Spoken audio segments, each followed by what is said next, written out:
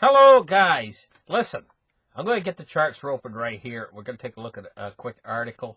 I'm going to tell you what. The markets are substantially up today. And the reason why is because they're trying to interpret what the Powell has said from the Fed, and they have interpreted it. What they hear, people hear what they want to hear, let's face it. And they've interpreted his remarks today as being dovish. And so the markets have moved really on his remarks. They think that, okay, this is going to be the end to the rate hikes. But they, at the same time, they realize that there's probably going to be another rate hike in December. And but they said, well, the markets moved on what's called a dovish tone. I don't really know exactly what a dovish tone means, but they are all surmising that the Fed is likely, see the words they're using, to reduce the number of hikes or outright stop them next year. Well, I believe that too. I believe they're correct. I think they're going to outright stop them, but I don't think it's going to be something that they want to do. I think they're going to be forced into stopping them. But anyway, the markets is shot up because they're thinking that the Fed is going to stop rate hikes next year. Now, you have to understand a few things about this. One, the Fed controls the short end of the curve. The longer end of the curve, the Fed's not in control over that. Any amount of money that they want to put into that, I mean, they can control the longer end of the curve, but it means that they're going to have to go back to bond purchasing, which is basically quantitative easing again, if they want to control the... And if they leave the long end of the curve now at this point, what it's going to do is it's going to keep creeping up. Even if they don't raise the short end of the curve, the long end, the numbers that really matters, really the U.S. 10-year, is going to continue to creep up on them. This is where the problem lays in the system. And also, even though they have this... investors are surmising that the Fed will reduce the number of hikes. Even if the Fed did reduce the number of hikes, they're still going to continue to try to sell off their balance sheet. Well, it's not 4.5 trillion anymore, but they're going to continue with what's called quantitative tightening. And honest to God, this is what was spooking the markets, but it hasn't really come in yet. This $50 billion a month of quantitative tightening program that they're on right now, the net effects of that haven't really hit yet. These market jitters that are coming now, there's not really the full effect of after a few months of this cumulative effect of 50 billion this month, 50 billion next month, 50 billion a month after that. That adds up. The first thing you know, it'll be $500 billion in these every month of money that's being reduced from the system. Now, this is not counting all the money, the trillions, like 20, 30 trillion dollars out there that is being held in not moving. It's not moving. And this is why the velocity of money is down so low, is because this money was created, but it's not moving. It's in what's called a liquidity trap. And this is basically where they take the money and they put it away, and it's basically held in escrow. Vast voluminous amounts of money are held this way. And that money, if it's lent out, can, through the power of fractional reserve banking, can become 10 times. So if you have $20 trillion held this way, if that money is started to use through the power of fractional reserve banking to be lent out, it can increase a tremendous amount. But first, interest rates have to fall back down again for that to happen. Now, the problem with this is we've had 10 years of basically free money, interest rates down at almost 0%, and there's been a tremendous expansion in credit. And this expansion in credit is blowing up asset bubbles, monstrous asset bubbles. Now that interest rates are starting to rise, what's going to happen is everything is going to start to dry up, and they're pulling money out at the same time. So these investors here are not actually seeing the full picture. They are buying back into the stock market today on hopes of a statement by the Fed and their basically their twist on it or their take on it. Where the Fed really hasn't done anything. It's just they have bolstered expectations. I'll highlight the word here. One of the reasons why the market's going up is bolstered expectations. The Fed hasn't given them any clue that these expectations will ever be fulfilled. And the expectations is an outright stop in the interest rate hikes next year.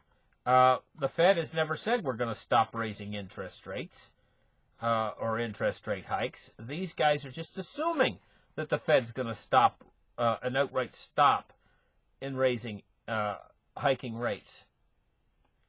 I'll tell you what, the Fed is not going to stop until they get a crash.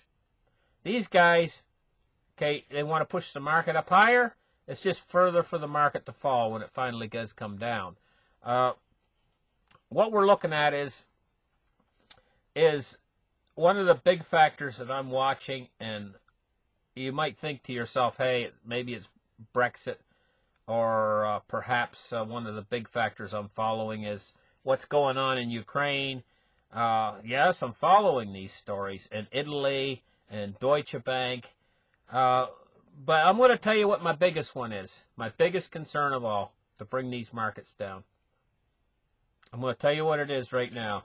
And you know, I got my nose out there 4 hours a day. I do research to stay on top of what's going on in this situation. And I'll tell you exactly what my biggest concern is. There is a tremendous slowdown in the Chinese economy happening right now. Right now. And the United States is going to hit them with more tariffs, which is going to make the slowdown, it's going to exacerbate the slowdown even more. The numbers from China haven't come in yet. And I think it's going to be a jaw-dropping moment. Even if the Chinese fudge the numbers, the GDP and so on, it's going to be a jaw-dropping moment when the real numbers start to come in from China. And I think that that's going to have a extremely negative effect on the outlook for the world's economy. And in fact, it might even be announced that China has entered into a recession. I think this is what's coming. And I think the Chinese real estate market is going to roll over. And it's not the biggest bubble in the real estate markets, but it's the largest. It's the largest real estate bubble, in fact, that the world has ever seen. They've built whole ghost cities that are only used for investment purposes. Almost practically nobody lives in these cities, but the houses are all sold. And the houses are not even completed. They're just like investments. The houses might not even have a kitchen hooked up or no electricity or water hooked up to the thing. And the guy owns it, and he's paid top dollar for it as an investment, hoping it's going to go up in value. Well, if the bottom falls out of the Chinese real estate market, these apartments, these unfinished apartments and buildings that were put together shoddily. I don't mean shoddily, I mean ridiculous. They put these buildings up as fast as they could in these ghost cities. And I've seen examples where people are over there who have cameras and stuff and have taken pictures of these buildings. And quite literally, they've built the foundations and stuff in the whole building out of whatever they could find. They're pouring the cement, you know. Over here, we have quality standards. We have inspectors that come over and they, hey, you know what? I want this slab or this cement poured a certain way with rebar and everything else, you know. And over there in China, what they're doing is they're putting these buildings together and they're slapping things like cardboard and stuff into the cement so that the cement will go further, so that they can cut costs. It's the same thing that they do when they sell us the merchandise that they've been shipping over here for ages. Like you buy it at dollar store, you know. You go into dollar store and you want to buy yourself say a pair of glasses, you know, and you buy them and they're $1. You get them home, and the glasses break in the first day. Well, you buy an American-made pair. It doesn't cost you $1. It might cost you $15.99 or $20, 20 times as much money. But the glasses, they last. The lenses don't fall out. You know what I mean? They last a long time. They're made the lenses might be made out of real glass, not plastic. And it's just, that's the way it goes. Well, they've put these buildings together in China the same way.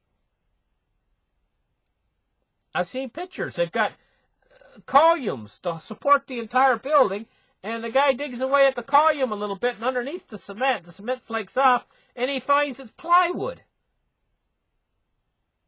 But they've nailed together a bunch of plywood to hold up a 20-story building. You know? It's a no-brainer. When that plywood starts to rot 5 years from now, the building's going to fall over, for frick's sake. So the building's got like maybe 80 or 100 apartments in it. And these apartments are supposed to be worth $1 million apiece. You know? And there's no running water, and they haven't even got electricity. They built the thing in a farmer's field, for crying out loud. This is the Chinese real estate market.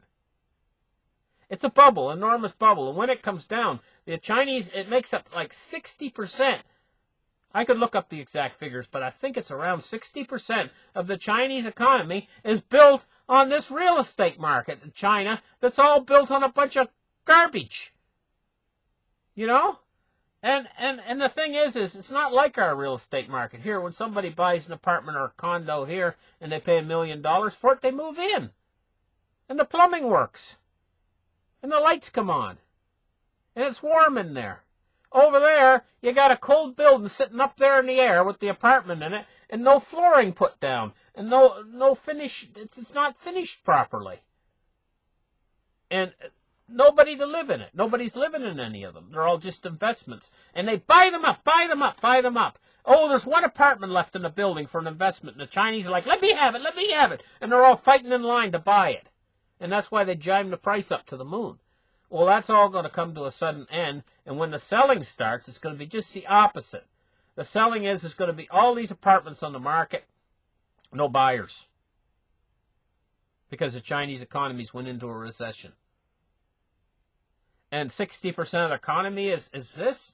They're going to go into more than a recession. They're going to go into a deep depression in China. Okay?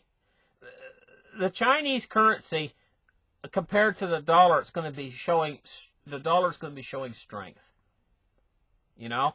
And I don't know, for a lot of people who thought China is the be-all and end-all, the place to put your money, ultimately, in the end, you know, I think the Chinese economy is the thing we got to watch out for that could actually bring down the American economy, bring down the U.S. stock market and start it into a sort of a, start it rolling over, start it going down lower and lower and lower. That could be the actual trigger, more so than the Brexit, more so than the other problems. The other problems could actually exacerbate it if it all happens at once. And it looks like all of this stuff, the Chinese data from their economy going down, the Brexit, the Italians, Deutsche Bank, it looks like it's all going to start to cascade and fall all at the same time, sometime early next year. I think it's going to lead ultimately to what they call a United States recession. And I think with this recession is coming early next year. And when this recession hits, it's actually, in my mind, it's actually a depression. And they're right. That's what's going to happen.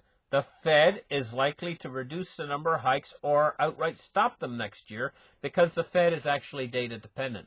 But exactly at what point will the Fed decide to outright stop rate hikes? I think they're going to throw it into reverse, and they're going to go in the opposite direction, and they're actually going to not only stop these rate hikes, but they're actually going to go back down to zero or even negative interest rates. They're going to have to. They're trying right now, the Fed is trying to get these rates up so that they can drop them when the recession comes. This is the game that they're playing right now. Listen, thank you guys for listening. Like and subscribe, and we'll catch you in the next show. Bye-bye, guys.